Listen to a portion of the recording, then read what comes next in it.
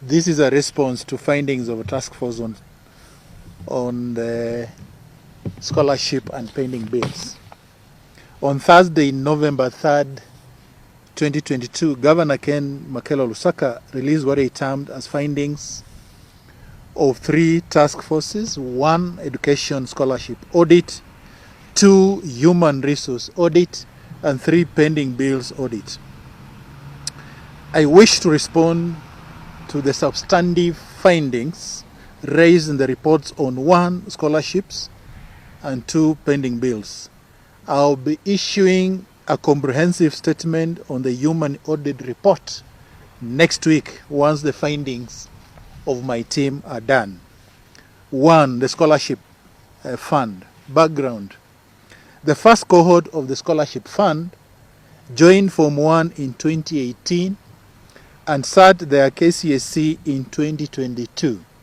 Out of 502 beneficiaries, some 407 students scored a C+ and above, making it to the university and other middle-tier colleges. As a matter of fact, some of our best students have joined some of the best universities in the US and in the UK. For the 4 years, none of our students was sent home for none or delayed payment of school fees for the last 4 years that I was in the office. By April 2022, the program had enrolled its 5th cohort with some 7,000 needy students picked for Form 1 admission. This brought the total number of students on the scholarship fund over the 5 years to 10,000 students.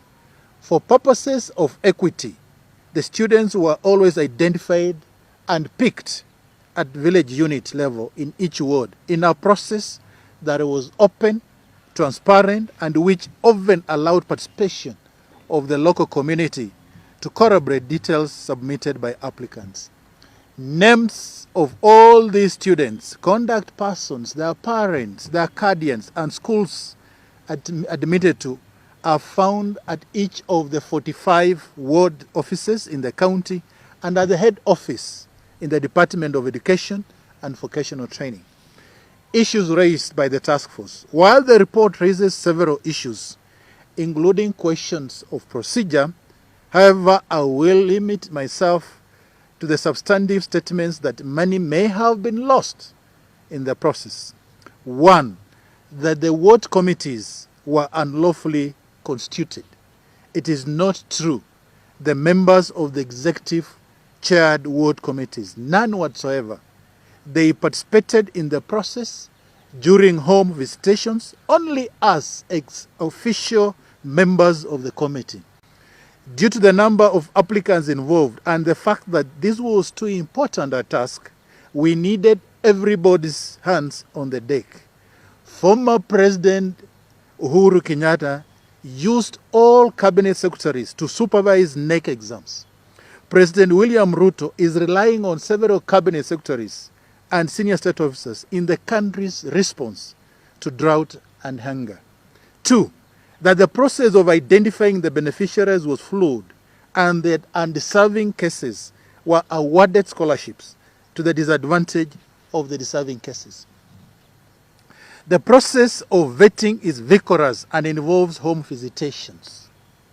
With the help of primary school heads, some of the very needy cases who may not even know of the existence of scholarship are flagged, guided to apply for scholarship immediately after the release of KCP results. Even in cases where some applicants give false information, members of the public have often volunteered information that necessitated double-checking without the task force giving a list of names of students classified as undeserving, the wards they come from, and the schools admitted to. It is hard to vouch for the credibility of their findings. I may repeat this.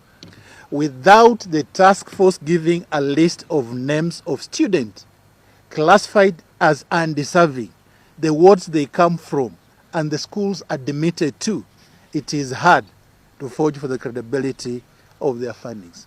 Lest we forget, over the last 5 years, that residents fully appreciated the existence of any form of educational support in Bungoma County, including bursaries and scholarships.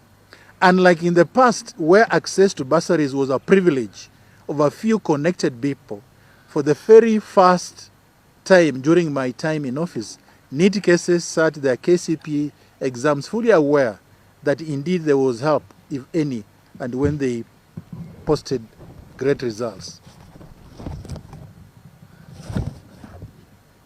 Their parents, guardians knew where to get that help and how to apply.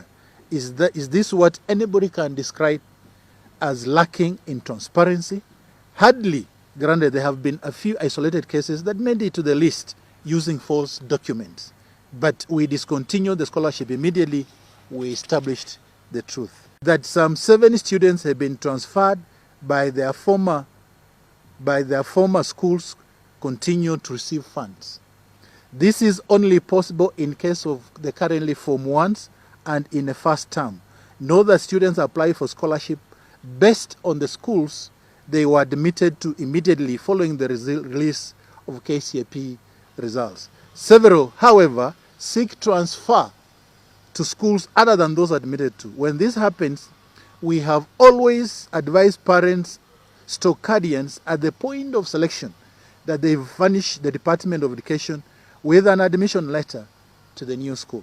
However, not all parents always acted on this promptly. For purposes of proper reconciliation, we always relied on returns from schools after closure of admission and first-term report cards whose copies are delivered to the county ward offices. In cases where records capture a student as being in one school, when in fact they are in another, we make a communication to the same effect to both schools.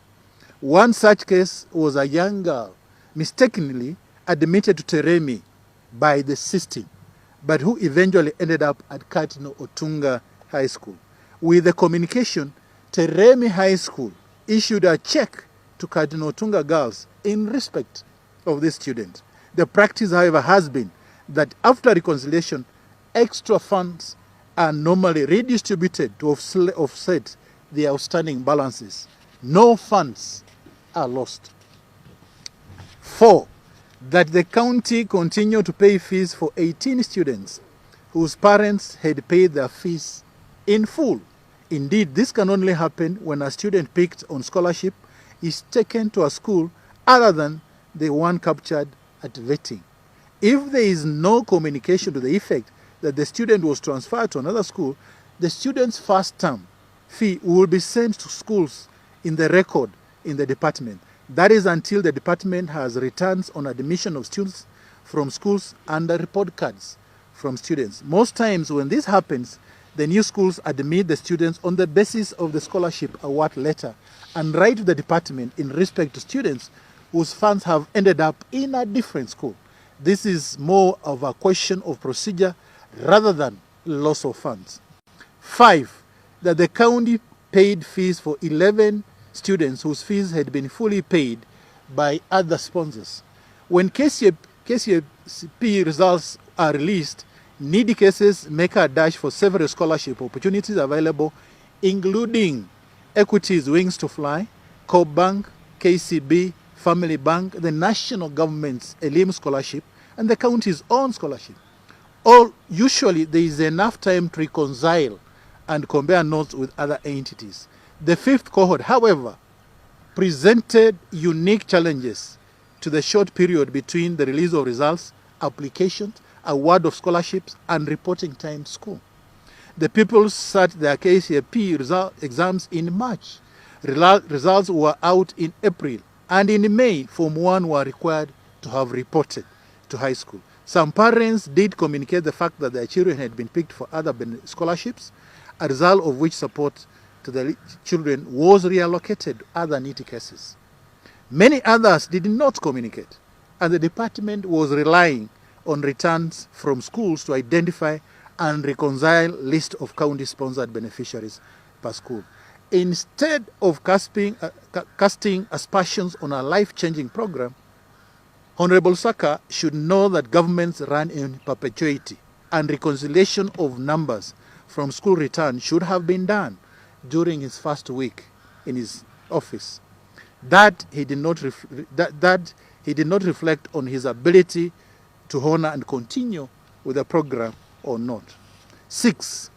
That some 19 million shillings may have been lost to ghost students. This is by far the most outrageous, scandalous allegation that I've ever had. If the finding was not a hurried afterthought, the task force should have established that all the cases they refer to as ghost students were in fact selected to those specific schools by the Ministry of Education's nemesis system. I repeat this. This is by far the most outrageous and scandalous allegation that I've never had. If the finding was not a hurried afterthought, the task force would have established that all the cases they refer to as ghost students were in fact selected to those specific schools by the Ministry of Education NEMIS system. A little more investigation would have revealed that each of the said student scholarship application form was supported by, among things, an admission letter to a high school which was issued not by the county government, by the Ministry of Education and printed from the NEMIS portal. At what point did they become ghost students? When they were selected by NEMIS system for various schools, or when they were awarded scholarships by the county. A task force using taxpayers. A quick check through 2 of the mentioned schools reveals the following. We just checked among the 2 schools, that is Kibabi High School and Kibuku Girls. We sampled 5 students that they are referring to as ghost students. One of the students by the name of Mark Wanjala Musamali, coming from Naitiri Kabyefe Ward, he was initially selected to go to Kibabi High School. He ended up, as we speak now, he's in Malava Boys. Alan Kiboi from Elgon Ward, initially he was supposed to go to Kajiado High School as his first choice, and I think his second choice was Kibabi High School. He is now at St. Joseph's Kangemi High School. Thirdly, Potiphar Kibukurui from Cheskaki Ward. Initially, under the NEMIS system, he was selected to go to St. Mary's High School. He is now at Cheptais Boys High School. Samuel W. Wamalwa from West Nalondo Ward. Initially, was selected to go to Kibabi High School. He is now at St. Luke's Kimilili Boys High School. 5th, Fred Regan from Bokoli Ward. Was initially first choice Bungoma, and I think second was Kibabi. Now he's at Malava Boys. Kibuku Girls, we have also sampled 5 students whom are referred to as ghost students. Area chief, a simple call to any of these contact person would have traced the said student not just to their homes, but also to schools they eventually joined. If such efforts were made, the task force would have realized that these are students awarded scholarship on the basis of the initial school selected to, but transferred to another school. Calling them ghost students is a case giving a dog a bad name to justify its killing. Basically, you want to kill the scholarship program. First, a finding that the county may have lost up to 19 million to ghost students actually assumes that all the year's fees due to each of the identified schools had been paid. Up to until June, only the first term fees had been paid, and the balance was due to be cleared in August with the start of a new financial year from a 400 million allocation, which we allowed for in the budget. What I'm trying to say is that when they spoke about 19 million shillings, it assumes that we had paid the entire fees. We have paid, I think, on average about 20,000 shillings per student. There is an additional 15,000 per student that is still outstanding. To date, only the amount of the 400 million, we allowed for 400 million shillings. In the budget, only 200 million has been disbursed. Secondly, the task force got the fee structure of some of the schools wrong A full year's fee at Cardinal Tunga Girls is Kenya shillings 35,000, not 45,000 as captured in the report. The cases they refer to as co-students are in fact those awarded scholarship on the basis of the admission letter to one school but transferred to yet another without communicating to the Department of Education. My remarks on this scholarship report. This report, one, is no more than a shadow political script designed to achieve a selfish motive, to push an unfortunate narrative aimed at killing the scholarship scheme. If this report is not true, where is the Kenya shillings 200 million of the 400 million we had allocated to clear this year's fees for the beneficiaries? Why are scholarship beneficiaries at home when schools are in session and in fact heading towards end of year exams? The report is aimed at diverting the public's attention from Lusaka's own record as governor in charge and his responsibility to work for the people of Bungoma. Politics is over, and the people of Bungoma want to know where and how to access trade loans, as you promised. To bandy numbers around, to trade in hearsay and drag the names of schools through the mud without making efforts to get the correct picture hurts the reputation of schools, their management, and careers of hard-working Kenyans. What the people of Bungoma needed was not shallow audit reports hurriedly put together. As residents, we needed a task force to find out how Lusaka will keep his promise to give scholarships to every child who scores 90 marks and above. That is what he promised the people of Bungoma. Pending bills. That payments were made to what appeared to be non-existent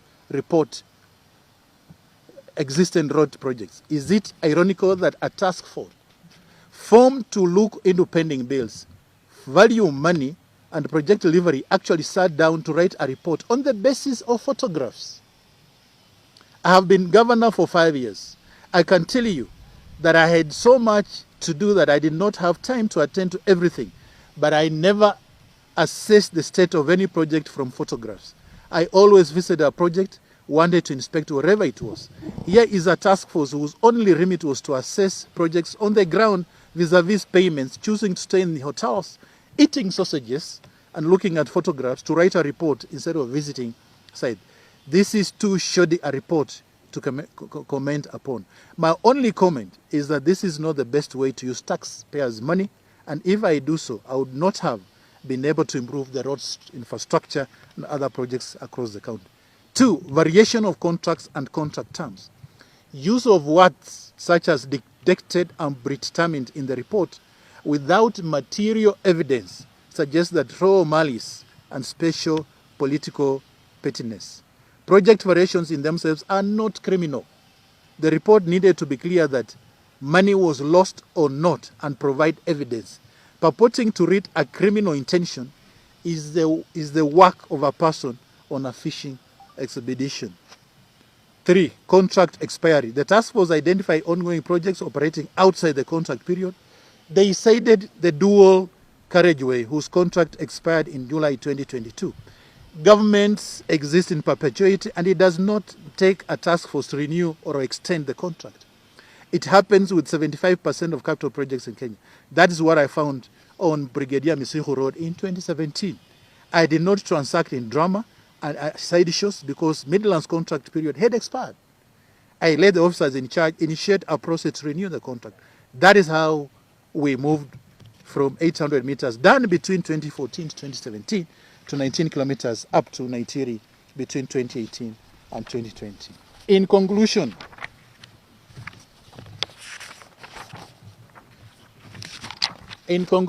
one, I want to tell the governor of Bungoma, stop the political witch hunt and concentrate on delivering on your mandate and fulfilling the promises to the people of Bungoma County.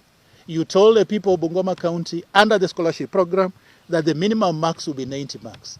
The students are going towards doing the exams. We look forward that come January 2023, Students who get marks over the 70 marks will be able to get a scholarship under your government. 2, stop harassing staff and work with and for everybody. In 2017, I worked with your executive for 1.5 years. I never pushed anyone out. In fact, I renewed contracts of some, promoted others, and worked to the end with some of your most loyal staff. It was not a favor to them. It was respect for their service to the people. You do have a duty to respect every staff member. 3, it is laughable for Lusaka to purport to speak about transparency. We all know him for he is. And now that he has invited us into the arena, I'll be issuing a comprehensive statement next week on the state of affairs in the county since they assumed office. 4, to protect my integrity and the integrity of all those involved, I will be taking legal action against the county leadership and members of the task force in their individual capacities as members of the task force. That is the end of my statement. Kujibu mambo yenye gavana wa jimbo la Bungoma aliongea tarehe 9 mwezi wa Novemba 2022, ambapo alikuwa anatoa ripoti zake za task force, ripoti 3 ya education, scholarship na human resource na pending bills audit. Leo nataka kuongelea ripoti 2 peke yake, ile ya scholarship na ya pending bills. Next week nitakuwa napatiana report yangu kwa maneno ya human resource audit ambapo task force yetu ilitoa. Hii scholarship, kwanza wacha nianze na maneno ya scholarship. Sisi tulianzisha scholarship mwaka wa 2018. Group ya kwanza walifanya mtihani wao 2022. Na kwa watoto 500 wa scholarship, watoto karibu 400 walipata alama ya C+ na wameelekea kwenda katika vyuo mbalimbali, wengine wakienda kwa universities katika America na England. Mwezi wa Aprili 2022 tulipata vijana karibu 7,000 ambao waliingia kwa scholarship program yetu ya county ya Bungoma. Hii iliwezesha watoto kufika karibu 10,000 kwa hii scholarship program. Kuangalia mambo mawili matatu yenye gavana alizungumzia kwa ripoti yake ya task force. Ya kwanza kuwa hizo ward committees zote zenye hazikuwa zimetengenezwa kwa kihalali, kuwa mawaziri wangu na chief officers walikuwa wanasimamia hizo ward committees. Nataka kuambia kila mtu hapa kuwa hiyo ni uongo. Hakuna executive member yoyote mwenye alisimamia ama alichair hizo kamati. La pili, kuwa tuna watoto karibu 7 wenye walikuwa wametransfer na sisi tulielekea kuandika checks zikienda kwa mashule. Mimi nataka kuambia gavana kuwa sisi checks zote zenye tulitoa zikienda kwa mashule zilitokana na selection process kutoka kwa system ya NEMIS, ambapo watoto wanapata barua zao za selection baada ya KCPE results. Hakuna vile tungeandika checks kwenda kwa mashule bila kupata barua za admission kutoka kwa wazazi na wanafunzi, ambapo wanazitoa kwa system ya NEMIS. La tatu, ambapo ni la muhimu kabisa, yenye alisema shilingi milioni 16 zimepotea. Mimi nataka kuambia Mheshimiwa Ken Makelo Lusaka ambaye ni gavana wa jimbo la Bungoma kuwa wanafunzi wote time ya kufanya application wanatupatia admission letter.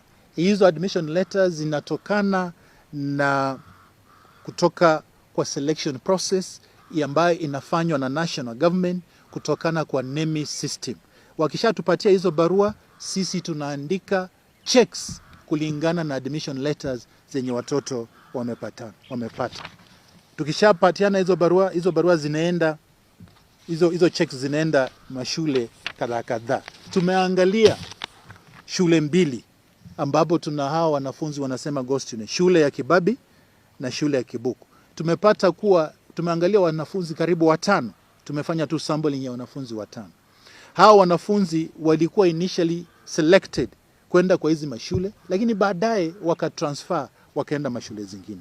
Kama Kibabi, tuna mwanafunzi anaitwa Mark Wanjala Musamali. Anatoka ward ya Naitiri Kabuyefwe, alichukuliwa kwenda Kibabi High School, lakini saizi alienda Malava Boys High School. Alan Kiboi kutoka Elgon Ward alichukuliwa kwenda Kibabi, ameenda St. Joseph's Kangemi High School. Potiphar Kibukurui alichukuliwa kwenda Kibabi High School, anatoka Cheskaki Ward, lakini alienda Cheptais Boys High School. Samuel Wamalwa kutoka West Nalondo Ward alichukuliwa kwenda Kibabi, lakini alienda St. Luke's Kemeleli High School. Fred Regan kutoka Bokoli Ward alichukuliwa kwenda Kibabi, lakini saizi yuko Malava Boys. Shule ya Kibuku pia tuliangalia wanafunzi watano. Wa kwanza Cynthia Wafula kutoka Malakisi Kulisiri Ward alichukuliwa Kibuku Girls, lakini alienda na Mawanga Girls High School. Camila Chebet Kirong alichukuliwa Kibuku Girls, anatoka Chebuyuk Ward, alienda Chebukaka Girls High School. Chebkorir Yufamia alichukuliwa Cheskaki, lakini anatoka Cheskaki, alichukuliwa Kibuku Girls, alienda Kimobo Second School. Na wengine, la muhimu ni kuonyesha kuwa hao wanafunzi walichukuliwa kama shule zenye tuliandika kwanza, lakini baadaye wakatransfer wakaenda kama shule zingine. La muhimu ni kufanya reconciliation, kujua hao wanafunzi wako na pesa ngapi bado ziko na hizo shule. La pili, hii maneno ya kusema shilingi milioni 19 zimepotea ni kama kusema kuwa sisi tulikuwa tumelipa school fees yote. Wakati by sisi tukienda maneno ya siasa July na August, tulikuwa hatujalipa school fees yote kwa mashule. Hao wamekuwa wakifanya ripoti yao, wanatumia hesabu ya 35,000 kwa kila mwanafunzi, na hadi saa hizi tumelipa karibu 20,000, 25,000. Mashule zina balances mingi ambapo sisi kama serikali ya county hatujalipa. La tatu, pia walifanya mistake kubwa kwa shule kama Cardinal Dunga Girls, ambapo wamesema fee structure ni 45,000. Ukweli ni kuwa Cardinal Dunga Girls fee structure ni 35,000. Sasa hao wanafunzi wote wenye wanasema ni ghost students, hao wanafunzi wako hawakuenda kwa shule zenye walikuwa wameulizwa walisema waende, wameenda kwa shule zingine. Inatakikana kama department yetu tufanye reconciliation, alafu tuone hizo pesa zenye ziko to offset na balances zenye ziko hapo. Remarks zangu kwa maneno ya scholarship report. Kwa hii report, cha muhimu mimi nikiangalia ni maneno ya siasa. Kuanza maneno ya siasa, kuhujumu, kuangalia vile mnaweza angamiza mtu, kwa sababu hii program ni program nzuri sana. Na mimi nataka kuambia Mheshimiwa Makelo Lusaka kuwa akitaka kuua hii program, aiue, because he was given the mandate by the people of Bungoma. Kama anataka kudiscontinue scholarship program, let him discontinue the scholarship program. Lakini asianze kupok kitu yenye haiko. Mwisho nikimalizia in conclusion kuwa nataka kuambia kwanza Mheshimiwa Makelo asimamishe maneno ya political witch hunt. Wacha kufuatilia. Mimi wakati nilichukua uongozi August 2017, tulikuwa na officers wako walikuwa kwa executive. Nilifanya kazi nao 1.5 years without kuwafukuza, without kuwaharas. Mimi namkataza asiendelee kuharas staff wa county government ya Bungoma. Angalie, aige mfano ya Mheshimiwa Rais wa nchi ya Kenya, Mheshimiwa William Samoei Ruto, ambaye amefanya kazi na cabinet ya Mheshimiwa former president huyu Muigai Kenyatta mpaka vile amepata wengine. Hajawafukuza, bado saizi anafanya kazi na principal secretaries wenye walikuwa hiyo wakati. Saizi ameongoja mpaka hao principal secretaries wengi wapya ukuje ndio awaachilie hao wengine waende. Hao chief officers wenye wako, these are workers, these are public servants. Lazima wapatiwe nafasi yao wafanye kazi mpaka end of their contract. Wacha kuharass staff wa county government ya Bungoma. Kueleza kwa sababu mimi nataka uwazi na nataka nijue ni kwa nini hawa wamekuja watu wa task force na kuja na porojo. Mimi kuanzia kesho niko na jukwaa wakili wangu awapeleke niende kotini niulize maswali kwa nini hawa wanatoa ripoti ya porojo bila kuangazia ukweli wa maneno. Ya mwisho kwa sababu Mheshimiwa Lusaka amesema yeye anataka kufanya kazi kwa uhuru na haki. Next week nitakuwa napatiana report yangu kwa affairs vile nimeona, kwa sababu nilikuwa nimekaa nyumbani, nilikuwa sitaki maneno ya siasa, lakini kwa sababu ameni-invite kuja kwa siasa, mimi nitarudi na kesho next week nitatoa report kuanzia kwa inauguration, pesa zenye wamefunja katika Bungoma hii. Nitawaambia pesa zenye tuliweka kwa budget na pesa zenye walitumia kwa kuvunja kwa inaugurations yenye walifanya huko Kibabi. Niko tayari kuelezea watu wa Bungoma ukweli kazi yenye nafanya hapa katika kaunti ya Bungoma.